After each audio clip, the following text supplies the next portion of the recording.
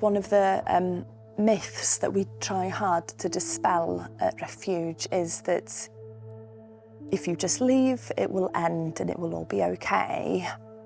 Not least because at the point of separation is the time where a woman is most at risk of being seriously hurt and even killed.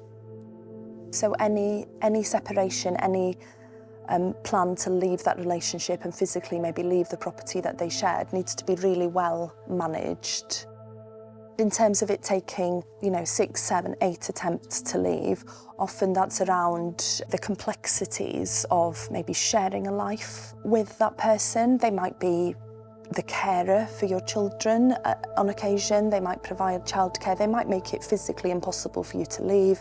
I've certainly worked with women where their car keys have been hidden, so they just physically weren't able to leave the house when they were going to go. Their bank cards were broken in front of them, so they had no means of leaving. I had one client where her passport was burned in front of her. So there's lots of barriers that can be put in the way, really, of somebody leaving that relationship. When you think of leaving and when you think of fleeing and going to a refuge or going to a friend's house to stay, what you would hope is that the abuse would stop.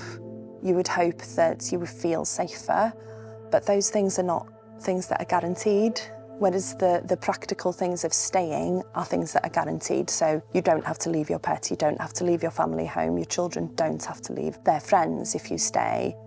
And if you leave, there is no guarantee of safety. However, of course, working with an organisation like ourselves, what we would work to do is to put in a really robust kind of safety plan and exits plan for anybody in that situation as well. The women that are in a refuge are often a really valuable support to each other as well.